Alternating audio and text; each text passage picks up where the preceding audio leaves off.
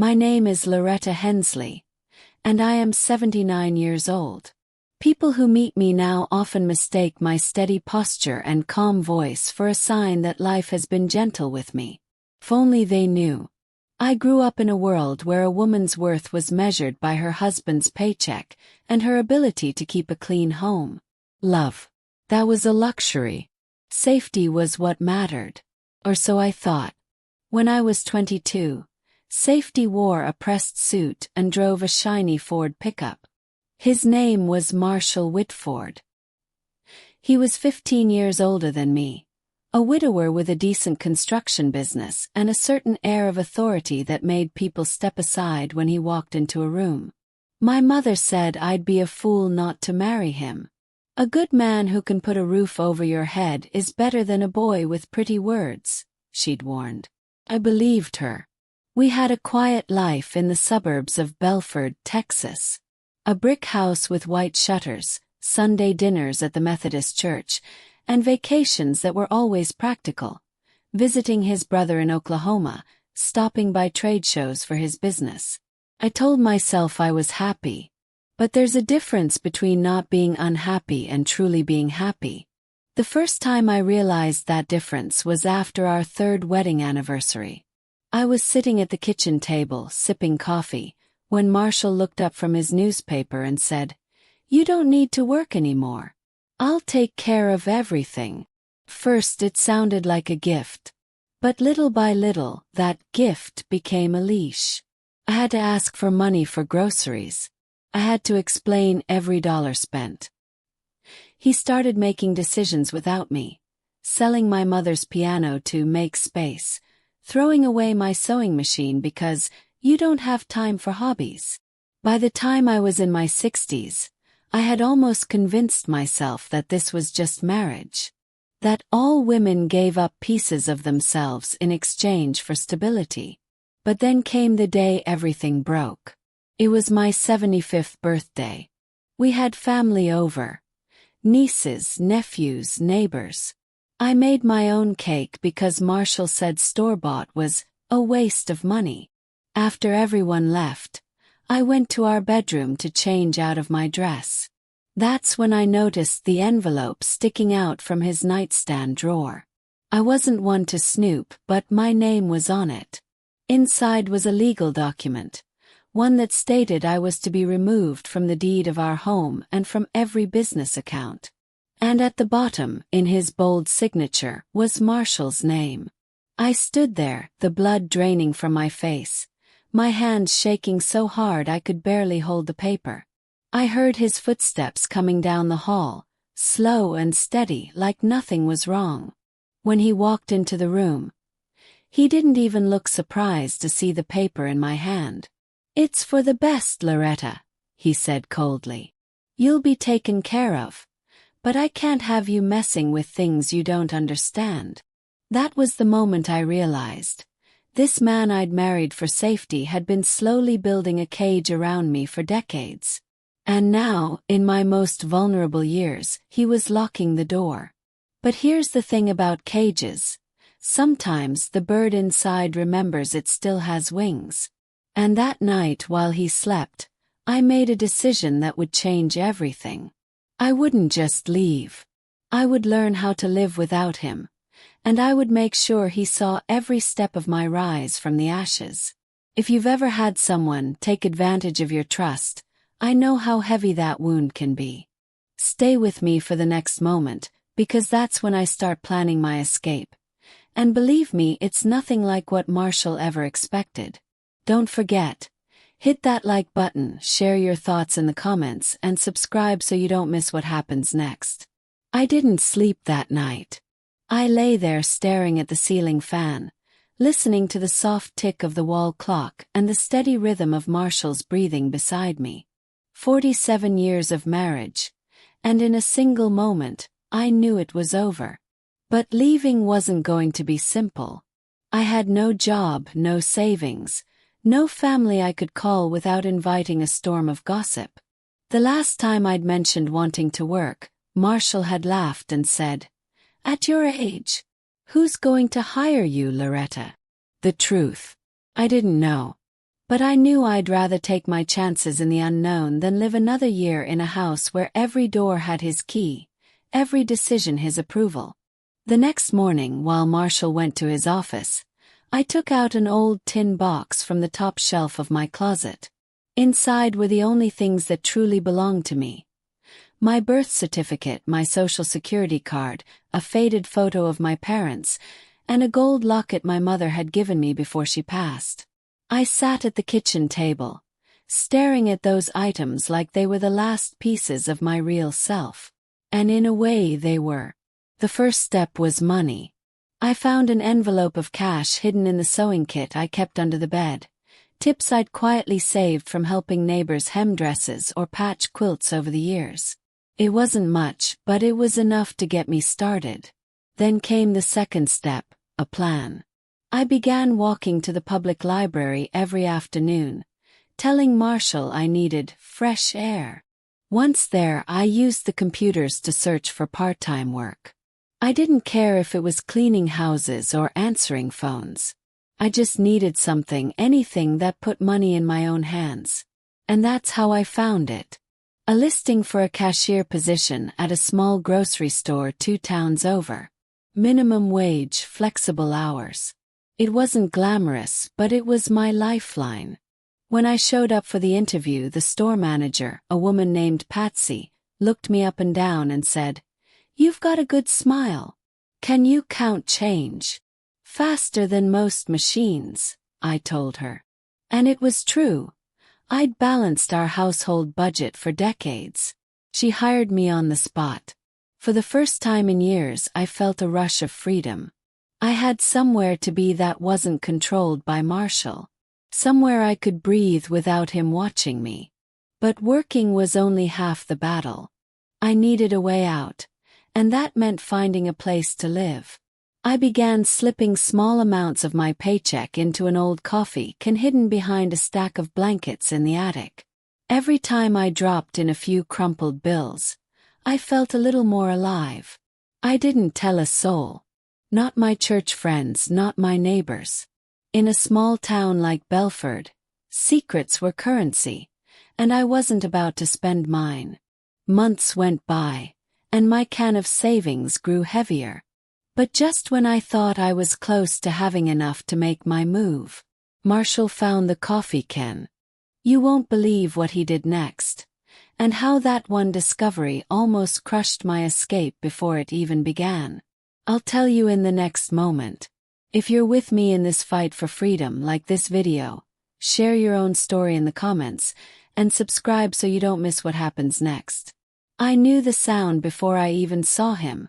The heavy stomp of Marshall's boots on the attic steps. When he appeared at the top of the stairs, coffee can in hand, his face was red. Not from the climb. From rage. "What's this, Loretta?" His voice was low, dangerous. I tried to steady my breathing. "It's mine." He shook the can, the muffled clink of coins and bills filling the air like a death sentence. "Yours. There's no yours in this house. You don't have a job. You don't pay the bills. So where'd this come from?" Could have lied. I could have said it was church donations or grocery rebates. But I didn't. "I've been working," I said. "And I've been saving." For a moment he just stared at me.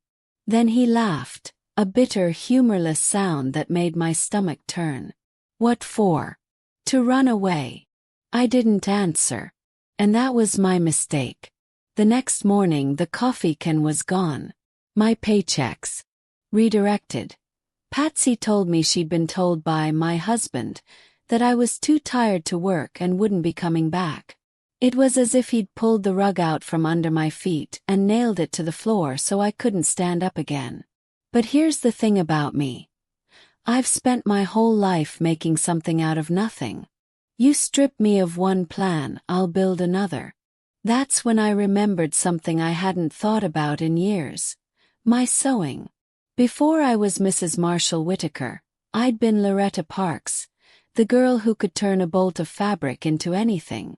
So, I pulled out my old Singer sewing machine, dusted it off, and put it on the kitchen table like a soldier setting up her weapon. I started small, hemming pants for the widow down the road, fixing torn curtains for the hardware store owner's wife. But word travels fast in a small town, especially when you're good at what you do. Soon I had more work than I could finish in a week. And this time my payment came in ways Marshall couldn't touch. Cash slipped into my palm, jars of homemade jam, bags of groceries. I kept the money in a hollowed-out cookbook on the kitchen shelf. He never cooked, so I knew he'd never open it. Each stitch I made was like a quiet rebellion. And with every dollar I hid away, my courage grew. Then one day, a woman named Mrs. Kearney came to my door with a bag of fabric, and a look in her eyes like she had more on her mind than curtains. "Loretta," she said softly, "I hear you're looking for a way out." What she offered me that day would change everything, and give me a chance at freedom Marshall could never see coming. When Mrs. Kearney placed that old Singer sewing machine in front of me, my fingers trembled, not because I didn't know how to use it, but because I hadn't touched one in years. I ran my hands over the cool metal, feeling every dent and scratch like they were scars of survival. It was as if the machine had been waiting for me, patiently, like an old friend who knew I'd come back when I was ready. I sat down that afternoon, the smell of oiled gears and cotton thread rising like a memory, and started sewing. My stitches were shaky at first, but soon muscle memory took over. I made aprons out of leftover fabric scraps. I hemmed skirts. I stitched pillow covers from faded curtains that Mrs. Kearney said were too ugly for her liking. She didn't care what I made as long as I kept busy, and I was more than busy.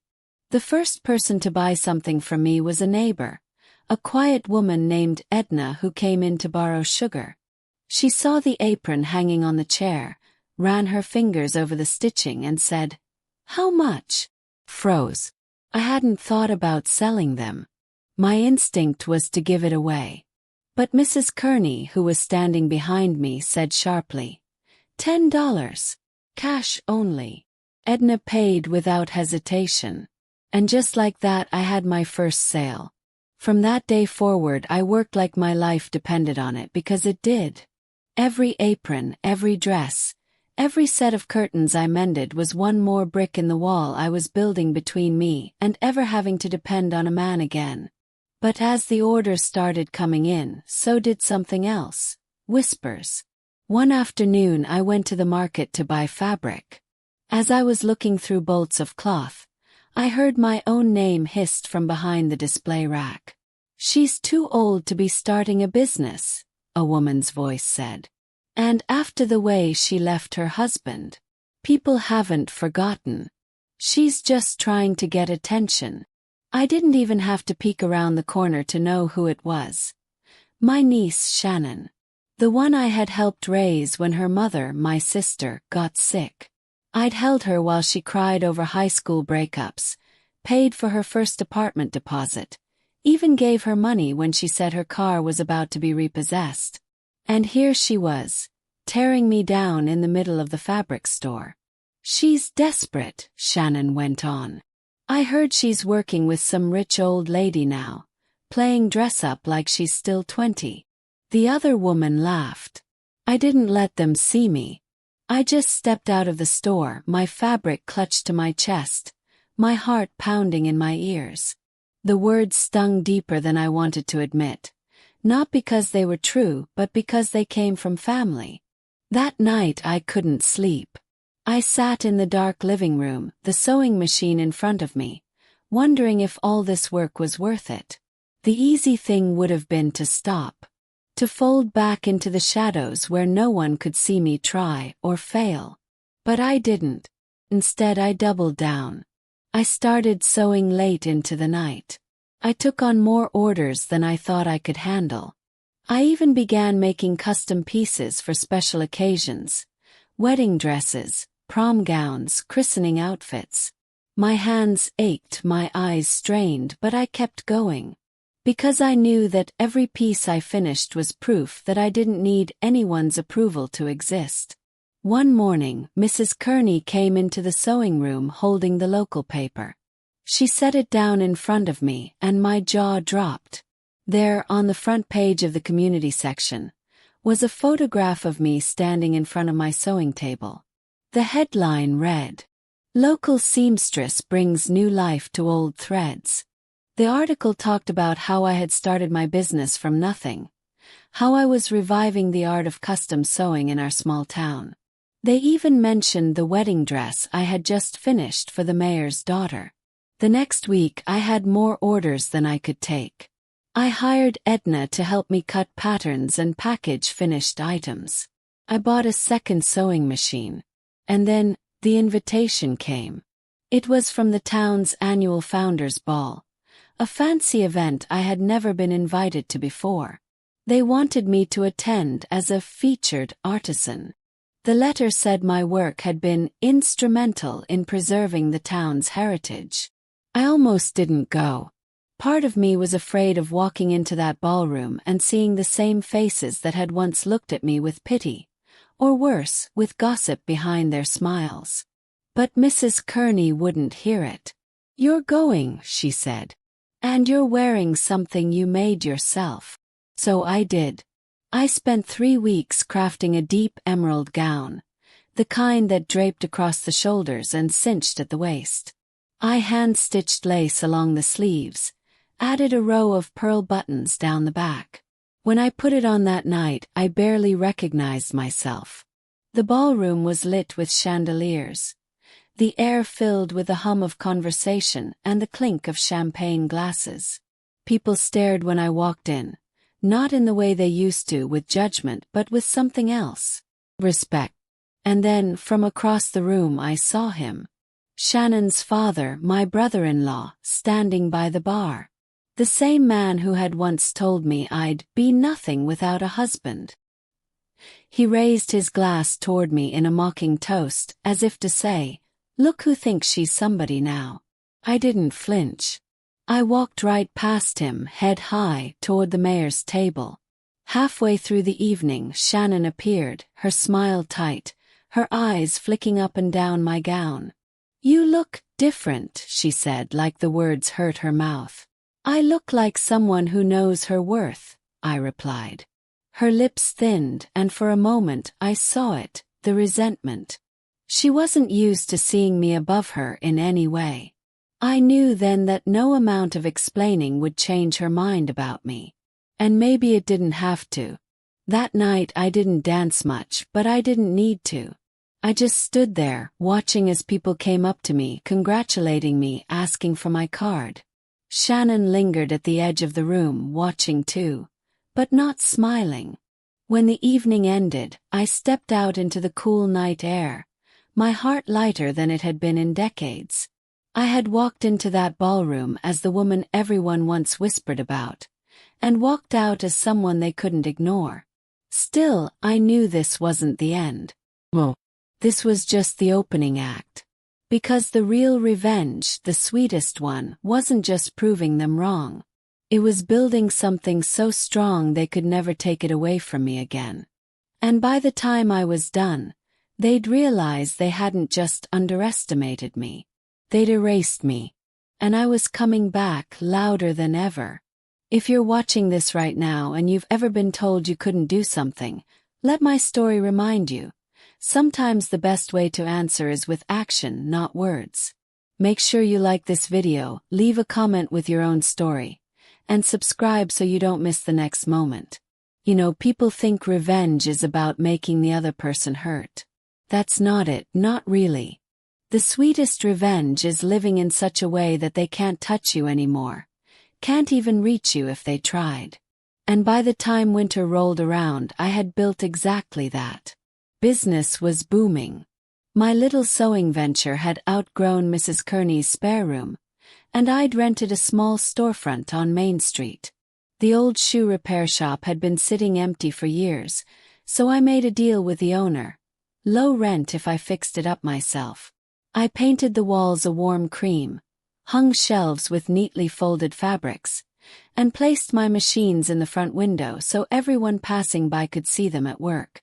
And people did stop. Some came for alterations, others just to watch.